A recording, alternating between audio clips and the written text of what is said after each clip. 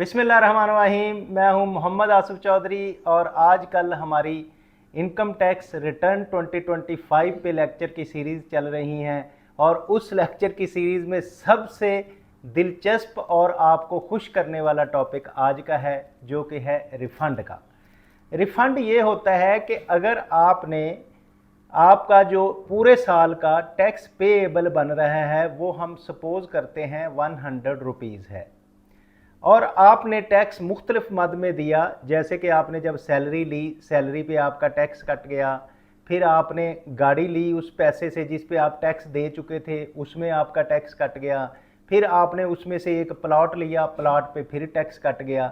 अब आपने जो इनकम कमाई थी उस पे ऑलरेडी आप टैक्स पे कर चुके थे, लेकिन फिर जब उसको खर्च कर रहे हैं और फिर इनकम टैक्स कट रहा है तो वो कानून कहता है और गवर्नमेंट कहती है और एफबीआर भी दे देता है, वो आपको रिफ़ंड मिल जाता है।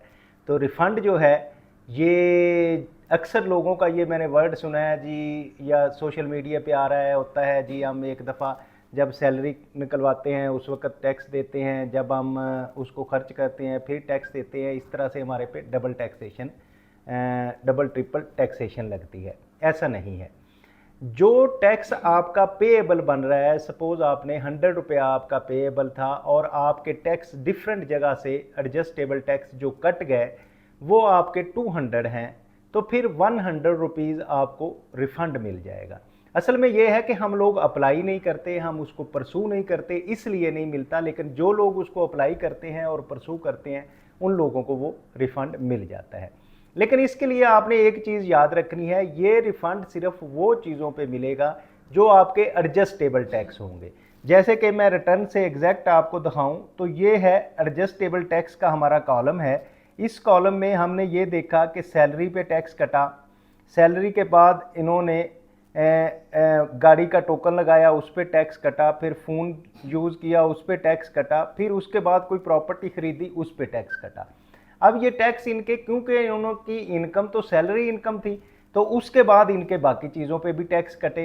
तो ये टैक्स जो ज़्यादा कटे वो अगर हम कंप्यूटेशन में जाएं तो कंप्यूटेशन में जाएंगे जब हम रिटर्न फाइल की तो ये रिफंडेबल इनकम टैक्स आपका निकल आएगा। ये टैक्स जी रिफंडेबल है क्योंकि आपका एक्स्ट्रा हो गया है। जितना टैक्स पेएबल बन रहा था वो मैं आपको बताता हूँ कि ये टैक्स चार्जेबल जो है वो ये बन रहा था। इसमें से फाइनल एंड मिनिमम टैक्स की कुछ कैलकुलेशन करने के बाद इन्होंने पे इतना किया था, तो ये इनका टैक्स रिफंडेबल बन गया है।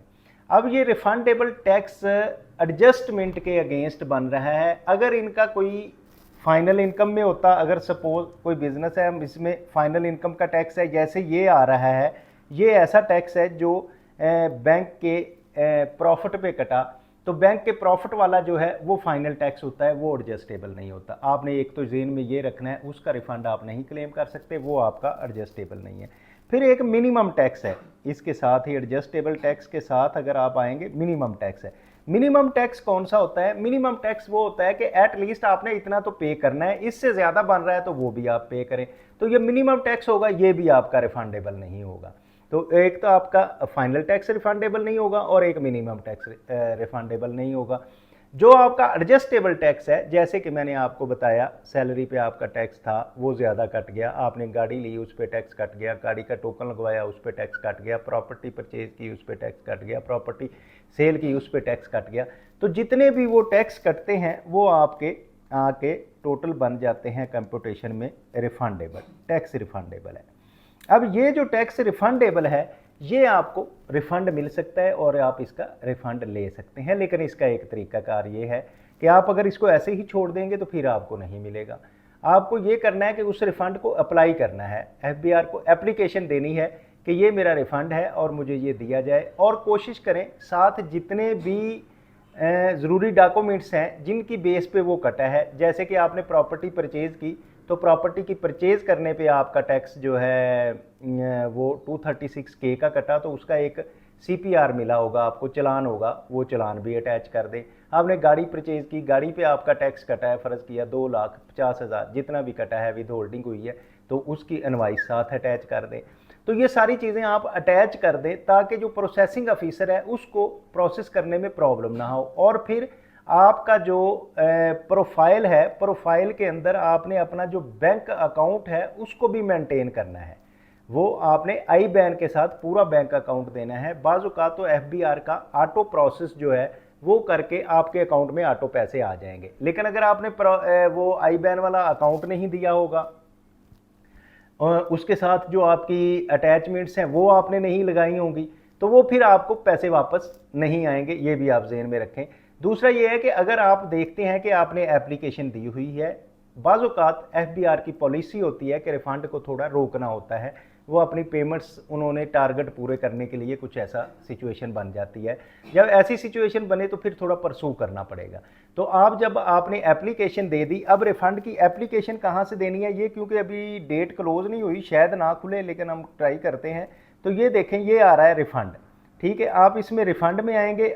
अगर तो आपका ये रिफ़ंड ऐसा है जो आप अभी अप्लाई कर रहे हैं 177 का, तो इसमें आप अप्लाई कर सकते हैं। दूसरा ये है कि आपको एप्लीकेशन फॉर कंपनसेशन के आपका कंपनसेशन के लिए आपने एप्लीकेशन दी है कि कोई डिसीजन हुआ है, कोर्ट का कोई फैसला हुआ है जिससे आपको वो रिफंडेबल बन रहा है, तो वो इसमें आप अप्लाई कर सकते हैं। अब इसकी दो सूरतें होती हैं। एक तो ये है कि वो आपके बैंक अकाउंट में आके आ जाएगा, ऑटोमेटिकली आपके सिस्टम में आ जाएगा। दूसरी सिचुएशन ये होगी, ये आपको एक रिफंड एडजस्टमेंट मिल जाएगी। रिफंड एडजस्टमेंट ये होगी कि आप इस साल में आपका रिफंड कंप्लीट हो गया है, ये अब नेक्स्ट ईयर में जब आप अप्लाई करेंगे, अगले साल में आके आपको वो रिफंड जो आपका टैक्स पेएबल बन रहा होगा उसके अगेंस्ट एडजस्ट हो जाएगा। तो आप एडजस्टमेंट लेना चाहते हैं तो एडजस्टमेंट लेंगे, अगर रिफंड लेना चाहेंगे तो रिफंड लेंगे। अब ये एप्लीकेशन जहाँ से आके करनी है, शायद ये ना खुले, लेकिन मैं कोशिश करता हूँ। तो हमने 2025 का जब किया तो ये कहता है कि ये पीरियड है, तो इसको हमने सेलेक्ट किया, तो सिलेक्ट कहता है transaction is not allowed as there is no refundable amount. ये for the time being I think जब तक ये रिटर्न की क्लोजिंग डेट नहीं आती उस वक्त तक शायद ना आए, उसके बाद आ जाए। तो आपने ये बहरहाल आपको ये पता चल गया है कि क्लेम कहाँ से करना है। यहाँ से आपने अपनी एप्लीकेशन क्लिक करनी है, उसमें सारा आपका रिफ़ंड जो जो बन रहा है उसके बारे में रिफ़ंड की एप्लीकेशन देनी है और साथ अटैचमेंट सारी कर देनी है, ठीक है। आई बैन अपना ज़रूर अपडेट करना है, वो ज़रूरी है, ठीक है। अगर तो आपके अकाउंट में नहीं आता तो उसको परसू करेंगे तो आपको वो उसका रिफ़ंड एडजस्टमेंट मिल जाएगी। या आपका अगर आप देख रहे हैं कि मेरा अगले साल में पेमेंट बननी है तो आप उसको रिफंड एडजस्टमेंट ले लें और अपने जहां सोर्स में टैक्स कट रहा है उधर से कम कटवा लें, या फिर आपको रिफंड मिल जाएगा।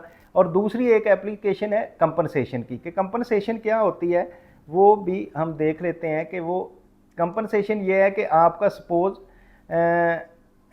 इसका ड्राफ्ट में खुला हुआ है कि कंपनसेशन ऐसे है कि आपने अगर फ़र्ज़ किया ऐसा किया है, कोई आपका फ़ैसला आपके हक में आया है तो उसके लिए उसका आपने रेफरेंस दे के इधर एप्लीकेशन दी है कि ये मेरे क्योंकि हक में फ़ैसला आ गया तो ये मुझे रिफ़ंड दिया जाए, तो उसकी कंपनसेशन हो जाएगी और वो एडजस्टेबल आपको मिल जाएगा। तो अब जो लोग ज़्यादा टैक्स पे करते हैं वो इस चीज़ पे परेशान ना हों कि जी हमने एक दफ़ा सैलरी पे टैक्स दिया, फिर हम गाड़ी परचेज़ करते हैं टैक्स देते हैं, फिर हम उस पर देते हैं, तो ये आपका टैक्स इतना कटता नहीं, वो आपका रिफ़ंड में जमा हो जाता है। तो आपने वो रिफ़ंड ले लेना है, जहाँ उसका एडजस्टमेंट नोट ले लेना है, ताकि अगले में से आपकी सैलरी में से ना कटें, आप वो एडजस्टमेंट अपने अकाउंट ब्रांच में दे दें। तो ये था रिफ़ंड का सिलसिला। उम्मीद है कि आप इसको बड़ी अच्छी तरह समझ गए होंगे और दूसरों को समझाने के लिए लाइक, शेयर और सब्सक्राइब भी करेंगे। अगर कोई प्रॉब्लम आए तो फिर कमेंट बॉक्स में कमेंट कीजिएगा। ये जो एप्लीकेशन अभी फाइल नहीं हुई, ये डेट क्लोज होने के बाद दोबारा इसको हम एक वीडियो बना देंगे ताकि उधर एप्लीकेशन फाइल करना भी आपको पूरा सिखा दे। Thank you very much, have a nice day.